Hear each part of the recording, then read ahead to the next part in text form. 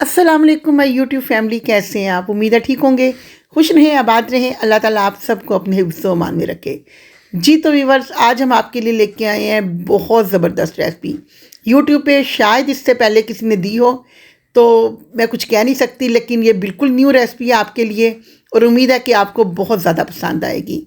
अगर आपको हमारी ये रेसिपी पसंद आती है और अभी तक हमारे चैनल को सब्सक्राइब नहीं किया, तो चैनल को सब्सक्राइब करें, वीडियो को ज़्यादा से ज़्यादा लाइक करें और दोस्तों और रिश्तेदारों में शेयर करना ना भूलें। देखिए, आपको जब हमारी कोई रेसिपी अच्छी लगती है तो इसको ज़्यादा से ज़्यादा शेयर ज़रूर किया करें। बिस्मिल्लाहिर्रहमानिर्रहीम, शुरू अल्लाह का नाम लेके जो नहायत मेहरबान और रहम करने वाला है। जी तो वीवर, सबसे पहले हमने यहाँ पे ले लिया है 1.25 कप मकई का आटा। तो आप अगर ज़्यादा बनाना चाहें तो मेजरमेंट इस हिसाब से कम ज़्यादा कर सकते हैं। और इसके अलावा मैंने लिया एक पूरा ग्रीन प्याज डंडियों समेत और 3 से 4 अदद सब्ज़ मिर्चें और साथ एक टमाटर लिया नॉर्मल साइज़ का और 1 टीस्पून मैंने लिया है नमक का। आप जितना आटा लेंगे उस हिसाब से ये चीज़ें कम या ज़्यादा भी कर सकते हैं। मैं यहाँ पे 2 रोटियों की मेजरमेंट बता रही हूँ, अगर आपने एक पकानी है तो ये चीज़ें आप आधी कर लें।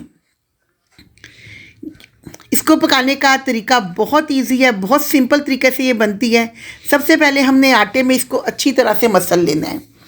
इन सब्ज़ियों को अच्छी तरह से आप जब आटे में मसल लेंगे ना, तो इनका सब्ज़ियों का जितना भी अपना मॉइस्चर होता है ना, वो आटे में शामिल हो जाएगा और उसके बाद हमें पता चल जाएगा हमने इसमें कितना पानी शामिल करना है। तो इसलिए यहाँ पे हमने सब्ज़ियों को अच्छी तरह मसलना है। और अब हमने इसमें नमक शामिल कर दिया है। 1 टीस्पून मैंने इसमें नमक शामिल किया है। और यहाँ पे अगर शामिल करना चाहें तो 1 टेबल स्पून आप सूखा धनिया साबुत वो भी शामिल कर लें। उसके साथ तो आपको टेस्ट ऐसा लगेगा जैसे आप चपली कबाब खा रहे हैं। तो नीम गर्म पानी मैंने यहाँ पे लिया 1 कप। तो रिक्वायरमेंट के हिसाब से जितना इसमें डलेगा उतना हम पानी इसमें शामिल कर लेंगे। थोड़ा थोड़ा पानी आपने शामिल करना है और इसको आपने गूंथते जाना है। तो आप इसको अच्छी तरह से मिक्स करते जाएं और साथ साथ पानी शामिल करते जाएं। बिल्कुल आपने आटे को जिस तरह एक स्मूथ आटा होता है ना, वो शेप आपने आटे को शक्ल देनी है। और यहाँ पे एक पेड़ा मैंने अलहदा कर लिया है और इसको हथेलियों से अच्छी तरह से मैं मसल लूँगी। पानी मेरा यहाँ पे ये देख ले जितना लगा है आपके सामने है। तो इसको हथेलियों से अच्छी तरह से हमने मसलना है। इतना ज़्यादा इसको मसलना है कि इसका जो आटे का दाना है ना, वो बिल्कुल ख़त्म हो जाए। और यहाँ पे हमने मसलते हुए इसका पेड़ा बना लिया है और एक पेड़ा हमने कर लिया है साइड पे। आप मेरे हाथों की तरफ देखें कि किस तरह से इसका पेड़ा बन रहा है। इस तरह इसको पेड़े की शेप देते देते हमने साथ ही इसको रोटी की शेप दे देनी है। हाथों से ही आप जितनी बड़ी कर सकते हैं आराम से इसको बड़ी करें। फिर उसके बाद इसका जो तरीका है ना असल, वो मैं आपको बताऊंगी कि आपने रोटी को किस तरह से बड़ा करना है। ना तो आपने इसको बेलने से बड़ा करना है, सिर्फ आपने हाथों की मदद से ही इसको फैला लेना है रोटी को। थोड़ा सा हमने यहाँ पे काउंटर पे पहले खुश्का डाल दिया है और खुश्क आटा भी हमने मकई का ही डाला है, दूसरा आटा नहीं डालना। एक हथेली आपने रखनी है साइड पे और दूसरी हथेली से आप उंगलियों की मदद से आपने इसको प्रेस करते जाना है। साथ साथ हम इसको प्रेस करेंगे और साथ साथ हम इसको फैलाते जाएंगे। और जो दूसरा हाथ हमने साइड पे रखा हुआ है, आप ध्यान से देखें, उसका आपको ये फ़ायदा है, इस तरीके से आपने हाथ रखना है कि आपके किनारे टूटेंगे नहीं और साथ साथ आपके गोल किनारे बनेंगे।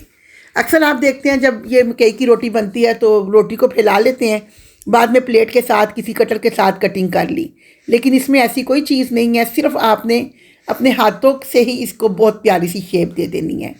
बहुत ज़बरदस्त ये शेप आती है इस तरह। और सिर्फ आप देखें इस तरह गुलाई में आपने इसको घुमाते जाना है और साथ साथ प्रेस करना है। घूमती भी जाएगी और हर साइड से इक्वल ये प्रेस भी हो जाएगी और बहुत प्यारी शेप हमारी रोटी की यहाँ पे बन के तैयार हो गई है। अब हमने तवे को पहले से गर्म रखा हुआ है, चूल्हा हमने ऑन कर दिया था तवे के ऊपर। तो जैसे ही वो ये रोटी हमारी तैयार हो जाएगी तो इसको हमने तवे के ऊपर डाल देना है। तो तवे के ऊपर हल्का सा मैंने घी इस पर डाला है ताकि ये इसके ऊपर चिपके ना। तो अगर आप वैसे भी बगैर घी के भी डाल लेंगे तो इंशाल्लाह ये रोटी चिपकेगी नहीं ना। यहाँ पे अभी आपने इसको बिल्कुल भी नहीं छेड़ना। जब ये थोड़ी सी पक जाएगी ना, ये देखें इस तरह, तो ये आपकी रोटी खुद ब खुद घूमेगी। आपको आइडिया हो जाएगा कि आपकी रोटी नीचे चिपकी नहीं है ना। तो इसको रोटी को आप इसी तरह घुमा के इक्वल साइज़ पे आप इसको पकाते जाएंगे। बहुत प्यारी ये कुक होती है और इतनी प्यारी इसकी लुक बनती है कि यकीन करें खाने वाले का दिल खुश हो जाता है कि ये इतनी ज़बरदस्त चीज़ है ना। जिसमें मैंने आपको पहले बताया ना, ये केपी के की स्पेशल ये रेसिपी है। ये हमारे इधर शहरों की ये रेसिपी नहीं है, ये केपी की है। और उम्मीद है कि आपको ये रेसिपी बहुत पसंद आएगी। साथ साथ हम इसके किनारों पे देसी घी डालते जाएंगे और इस रोटी को हम फ्राई करते जाएंगे। आप अगर दूसरा घी शामिल करना चाहें तो दूसरा कर सकते हैं, लेकिन इसका जायका देसी घी से, आपको पता है मकई की रोटी का ज़्यादा अच्छा आता है ना। तो ये बहुत मज़ेदार और बहुत जल्दी बन के तैयार हो जाती है, कोई इसको टाइम नहीं लगता।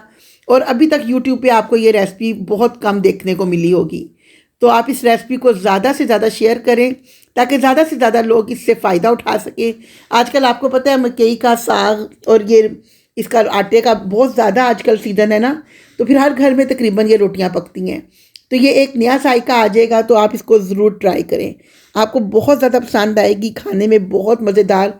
आपको ऐसे लगेगा जैसे आप बिल्कुल चपली कबाब खा रहे हैं ना, तो वैसा टेस्ट आपको इसका आएगा ना। तो माशाल्लाह अल्हम्दुलिल्लाह यहाँ पे देखें कलर माशाल्लाह कितना प्यारा इसका रोटी का आ गया है। और इसमें हमने प्याज टमाटर जो चीज़ें डाली हैं ना, उसकी लुक कितनी प्यारी लग रही है यहाँ पे। तो इसको हमने बहुत एहतियात के साथ इस तरह पका लेनी है। और माशाल्लाह से अल्हम्दुलिल्लाह हमारी अब रोटी पक के तैयार हो गई है। और उतनी देर में अब मैं दूसरी रोटी भी पका लूँगी। तो फिर मैं आपको पका के दोनों रोटियां मैं आपको दिखाती हूँ कि हमारी रोटी कैसी बन के तैयार हुई है। तो माशाल्लाह आप इसकी लुक देखें, अल्हम्दुलिल्लाह अल्हम्दुलिल्लाह बहुत ज़बरदस्त बनी है रोटियाँ। तो इसको आप अचार के साथ भी खा सकते हैं, ग्रीन चटनी के साथ भी लें, और सबसे ज़्यादा आप तो इसको मक्खन और देसी घी रख के खाएँ तो मज़ा दुबाला हो जाएगा। बच्चे भी शौक़ से खाएंगे। और बच्चे उस तरह सब्जियां नहीं लेते, इस तरह आटे में गूंद के आप सब्ज़ी डालेंगे तो बच्चों को पता भी नहीं चलेगा और वो खा लेंगे। तो उम्मीद है कि आपको ये रेसिपी बहुत पसंद आएगी। बहुत सॉफ्ट रोटी बन के तैयार हुई है। अल्लाह ताला हर किसी का दस्तरखान इसके हिलाल से भरा रखे और सेहत तंदुरुस्ती और ज़िंदगी के साथ अपनी हर नेमत खानी नसीब फरमाए। इसी दुआ के साथ अपना व्लॉग ख़त्म करते हैं। मिलते हैं तब तक किसी नई वीडियो में। दुआओं में याद रखिएगा। खुश रहें, आबाद रहें। अल्लाह हाफिज़।